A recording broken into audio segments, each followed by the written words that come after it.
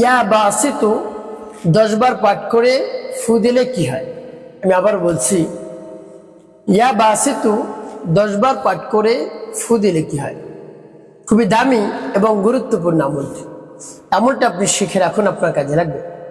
আমলটি কখন কিভাবে করবেন, কোন নিয়মে করবেন, আমলটি করে কিভাবে উপকৃত হবেন আমি বলে দিচ্ছি। আমলটি করতে আপনার কোনো ধরনের টাকা পয়সা খরচ করতে হবে না, অল্প কিছু সময় আপনাকে ব্যয় করতে হবে।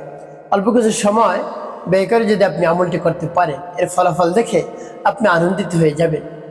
তাই বিস্তারিত জানার জন্য, আমলটি শিখে রাখার জন্য ভিডিওটি না টেনে না কেটে ধৈর্য এবং মনোযোগ সহকারে শেষ পর্যন্ত দেখতে থাকুন, তাহলে অবশ্যই আপনি সঠিক নিয়মে আমলটি করতে পারবেন। শুরুতেই বলবো কিভাবে আমল করবেন, তারপরে বলবো আমলটি করে কিভাবে উপকৃত হবেন। তাহলে চলুন কিভাবে আমলটি করতে হয় জেনে নেওয়া যাক।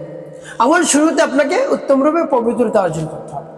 পবিত্র একটি স্থানে এরপরে বসবেন, বসে সর্বপ্রথম আপনার জীবনের গুনার কথা স্মরণ করে ক্ষমা প্রার্থনা। হে আল্লাহ, আমার জীবনের সমুদায় গুনাহ খাতাগুলো মাফ করে দিয়ে আমার অন্তরকে পাক পবিত্র বানিয়ে দিন।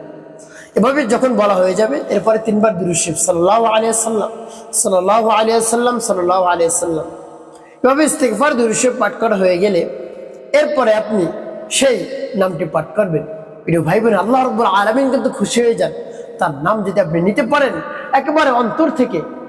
আপনি একজন অভিভাবক, আপনি একজন পিতা, আপনি একজন মাতা, বা আপনি একজন মামা, কাকা, তারপরে ফুফা, যে কোনো একজন আপনি হবেন, যে কোনো একজন অভিভাবক।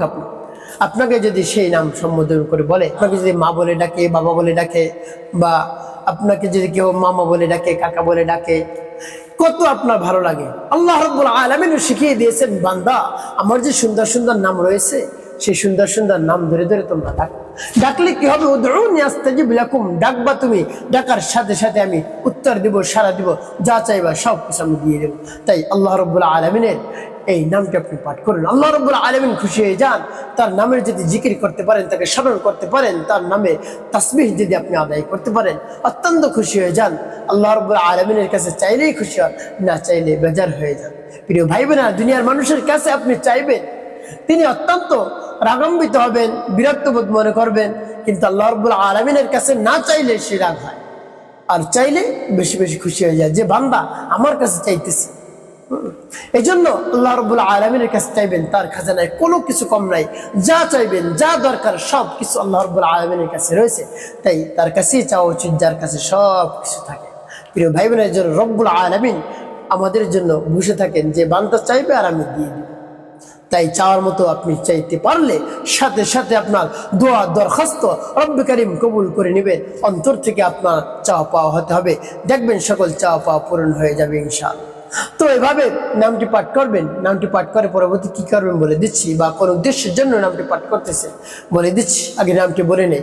বিসমিল্লাহির রহমানির রহিম। ইয়া বাসিতু ইয়া আল্লাহ, ইয়া বাসিতু ইয়া আল্লাহ, ইয়া বাসিতু ইয়া আল্লাহ, ইয়া বাসিতু ইয়া আল্লাহ। এভাবে যখন নামটি পাঠ করা হয়ে যাবে, এরপর আপনি কি করবেন? আপনি একটি ফু দেবেন, তারপর আপনি আবারও পাঠ করবেন, ইয়া বাসিতু ইয়া আল্লাহ, ইয়া বাসিতু ইয়া আল্লাহ, ইয়া বাসিতু ইয়া আল্লাহ, ইয়া বাসিতু ইয়া আল্লাহ। পাঠ করার সময় তারপর আপনি মানে দরদ নিয়ে আবার পাঠ করবেন, ইয়া বাসিতু ইয়া আল্লাহ, ইয়া বাসিতু ইয়া আল্লাহ, ইয়া বাসিতু ইয়া আল্লাহ, ইয়া বাসিতু ইয়া আল্লাহ। পাঠ করার সময় প্রিয় ভাই বোনেরা কতবার পাঠ করবেন? এভাবে গুনে গুনে আপনি পাঠ করবেন 10 বার। 10 বার পাঠ করে কি করবেন? একটি দোয়া পাঠ করবেন, ইয়া যাল জালালি ওয়াল ইকরাম, ইয়া যাল জালালি ওয়াল ইকরাম, ইয়া যাল জালালি ওয়াল ইকরাম। এভাবে যখন পাঠ করা হয়ে যাবে তারপরে কি করবেন, একটি ফু দেবেন। শেষে 5 বার দুরূদ ইব্রাহিম পাঠ করবেন। আল্লাহুম্মা সাল্লি আলা মুহাম্মাদিন ওয়া আলা আলি মুহাম্মাদ কামা সাল্লাইতা আলা ইব্রাহিম ওয়া আলা আলি ইব্রাহিম ইন্নাকা হামিদুম মাজিদ। আল্লাহুম্মা বারিক আলা মুহাম্মাদিন ওয়া আলা আলি মুহাম্মাদ কামা বারাকতা আলা ইব্রাহিম ওয়া আলা আলি ইব্রাহিম ইন্নাকা হামিদুম মাজিদ। আল্লাহুম্মা সাল্লি আলা মুহাম্মাদিন ওয়া আলা আলি মুহাম্মাদ কামা সাল্লাইতা আলা ইব্রাহিম ওয়া আলা আলি ইব্রাহিম إنك حميد مجيد اللهم بارك على محمد وعلى آل محمد كما باركت على إبراهيم وعلى آل إبراهيم إنك حميد مجيد اللهم صل على محمد وعلى آل محمد كما صليت على إبراهيم وعلى آل إبراهيم إنك حميد مجيد اللهم بارك على محمد وعلى آل محمد كما باركت على إبراهيم وعلى آل إبراهيم إنك حميد مجيد। এভাবে যখন পাঠ করা হয়ে যাবে তারপরে একটি ফু দিবেন। প্রিয় ভাই ভাই, আপনার আমলটি করা শেষ, কোন উদ্দেশ্যের জন্য আপনি আমলটি করলেন? ইয়া বাসিতু ইয়া আল্লাহ, যদি আপনি পাঠ করতে পারেন রিজিকের সকল দরজা আল্লাহ রাব্বুল আলামিন খুলে দিবে।